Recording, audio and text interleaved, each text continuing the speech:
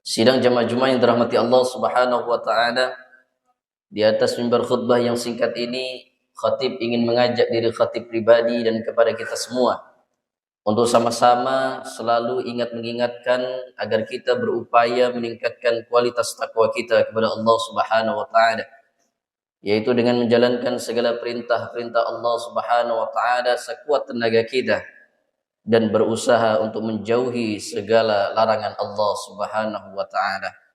Mudah-mudahan kita dapat kembali kepada Allah Subhanahu wa taala dengan jiwa yang tenang, dengan wajah yang cerah, dengan senyum yang indah, bertemu dengan Allah Subhanahu wa taala dan akan mendapatkan hadiah surganya. Amin ya rabbal alamin.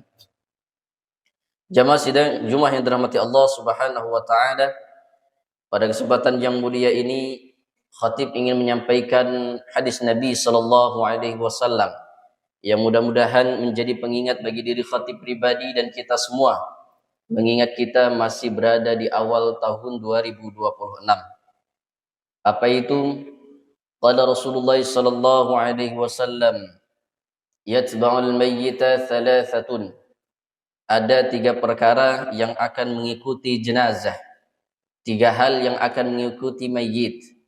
Jamaah dirahmati Allah Subhanahu wa taala, ketika kita meninggal dunia lalu dihantarkan kita menuju ke makam atau kuburan kita, maka akan ada 3 hal yang mengiringi pemakaman kita. Kata Nabi sallallahu alaihi wasallam, yakni ahluhu wa amaluhu wa maluhu. 3 perkara itu adalah keluarga, amal, dan juga harta. Fayarji'u thnani. Tapi kata Nabi SAW, dari 3 hal ini akan ada 2 yang pulang. Wa yabqa wahid. Dan 1 yang tersisa bersama kita, yaitu amaluh.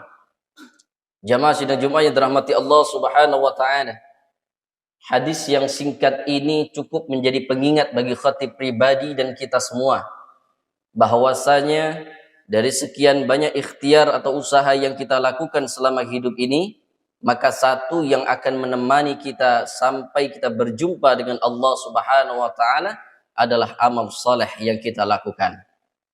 Hadirin sidang jamaah Jumat, Allah Subhanahu wa taala sudah ingatkan kita, ya ayyuhalladzina amanu la tulhikum amwalukum wala auladukum an dzikrillah. Allah ingatkan kita agar harta yang kita punya, anak-anak yang kita miliki, tidak menjadikan kita lalai dalam mengingat Allah Subhanahu wa taala. Banyak sekali ayat-ayat Allah yang menjadi pengingat untuk kita tentang 2 hal ini. Dan ternyata 2 hal ini adalah menjadi asbab di mana manusia seringkali lupa kepada Allah Subhanahu wa taala. Jamaah dirahmati Allah Subhanahu wa taala, dalam hadis tadi luar biasa, Nabi SAW mengingatkan kepada kita, ketika kita dihantarkan menuju ke pemakaman kita ada 3 hal. 2 hal yang pertama adalah ahluh wa maluh. 2 perkara ini akan pulang meninggalkan kita. Anak-anak yang kita besarkan dengan penuh kasih sayang. Istri yang ketika ijab qabul kita sampaikan akan kita jaga sehidup semati. Orang tua yang sudah membesarkan kita. Orang-orang terdekat kita akan kembali dan meninggalkan kita sendirian di dalam liang lahat yang gelap, menakutkan, sempit, panas, dan mengerikan. Kemudian harta yang selama ini kita kumpulkan dengan susah payah, bahkan sampai diistilahkan banting tulang, pergi pagi pulang pagi, ternyata juga akan pergi meninggalkan kita sendirian di alam kubur yang gelap. Kasur empuk yang sudah kita beli dan kita nikmati tidak mungkin kita bawa ke alam kubur. Rumah megah yang kita punya tidak mungkin pula kita kuburkan. Emas, perak, harta, uang, dan segala macam yang sudah kita cari juga tidak mungkin dimasukkan ke dalam kuburan kita. Semuanya akan kembali dan bisa jadi na'udzubillah menjadi rebutan bagi ahli waris kita. Maka Nabi SAW ingatkan kepada kita, wa yabqa wahid, akan tersisa 1 hal yang akan selalu menemani kita, yaitu amal soleh kita. Hadirin sidang jamaah Jumat yang dirahmati Allah, namun kita bisa menjadikan keluarga dan juga harta kita menemani kita di alam kubur. Caranya adalah menjadikan keduanya sebagai wasilah agar kita dekat dengan Allah Subhanahu wa taala. Keluarga kita Allah pesankan dalam Al-Qur'an surah Tahrim ayat 6. Qu anfusakum. Mari sama-sama kita jaga diri kita. Kita perbaiki salat kita, kita perbaiki Al-Qur'an kita perbaiki ibadah-ibadah sunnah kita. Kita jaga diri kita dari sesuatu yang dilarang oleh Allah Subhanahu wa taala. Ketika kita menjadi pribadi yang baik dan dekat dengan Allah, maka jangan lupa wa ahlikum nara. Ingatkan keluarga kita, bimbing keluarga kita agar terhindar dari api nerakanya Allah Subhanahu wa taala. Sehingga kepala keluarga tidak boleh egois, tidak boleh merasa soleh sendiri dalam keluarga. Tidak boleh dia rajin salat namun membiarkan istri dan anaknya tidak salat. Dia rajin ta'lim tapi anak dan istrinya tidak pernah diajak untuk ikut ta'lim. Ini adalah kezaliman di sisi Allah Subhanahu wa taala.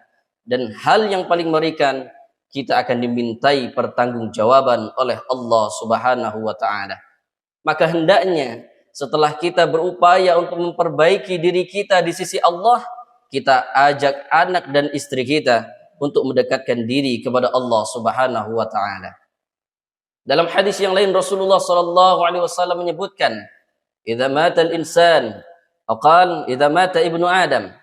Ketika mati atau wafat manusia atau anak Adam, maka akan terputus seluruh amalnya kecuali 3 perkara, dan ternyata di antara 3 perkara itu adalah waladun saleh yad'ulah.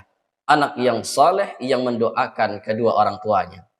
Jamaah dirahmati Allah Subhanahu wa taala, ini menandakan walaupun pada hadis yang pertama kami sebutkan keluarga, harta akan pulang meninggalkan kita, tapi kalau kita menggunakan keduanya sebagai investasi amal di sisi Allah, maka mereka akan menemani kita dalam wujud amal itu.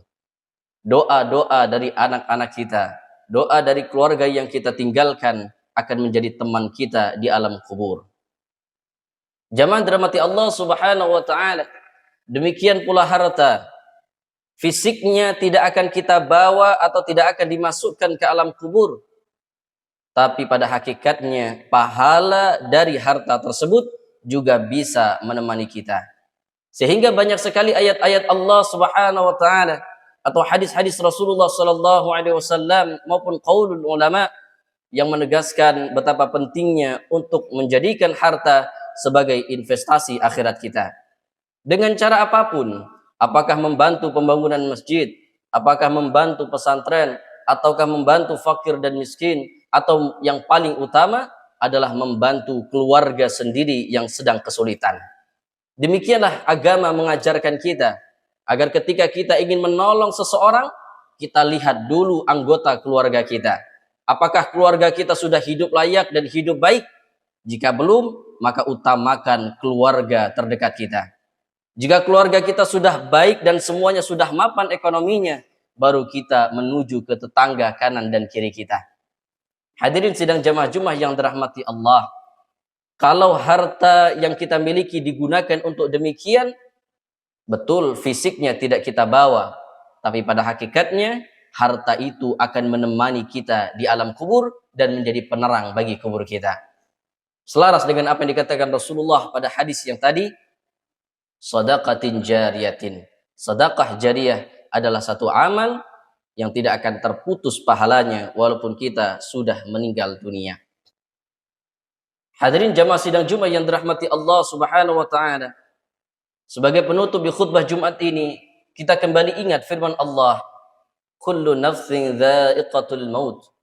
Setiap yang bernyawa pasti akan menemui kematian. Sebagai seorang muslim, sebagai seorang mukmin sejati, maka tidak perlu kita takut dengan kematian. Takut atau tidak, ridha atau tidak, rela, sanggup, siap ataupun tidak, kematian akan tetap datang menemui kita, kapanpun dan dimanapun. Maka yang perlu kita lakukan adalah mempersiapkan hal untuk menyambut maut atau kematian itu sendiri. Hadirin sidang jamaah Jumat yang dirahmati Allah, semoga khutbah yang singkat ini menjadi pengingat dan menjadi manfaat untuk khatib pribadi dan kita semuanya. Sedikit tapi dapat kita amalkan dan mudah-mudahan menjadi barakah untuk kita semua dan menjadikan kita pribadi yang lebih baik. Kita berharap kepada Allah Subhanahu wa taala, andai kala 2026 adalah tahun terakhir kita berada di atas buminya Allah, maka kita berharap kita akan diwafatkan dalam keadaan husnul khatimah. Tidak banyak yang kita minta kepada Allah. Walaupun harta kita banyak, walaupun keluarga kita banyak, walaupun kita ini orang yang terkenal, maka ketika menjelang ajal tidak akan banyak yang kita minta kecuali hanya kematian yang baik atau husnul khatimah. Amin amin ya rabbal alamin. Aqulu qouli hadza wa astaghfirullah li wa lakum wa lisairil muslimina wal muslimat. Innallaha ghafurur rahim.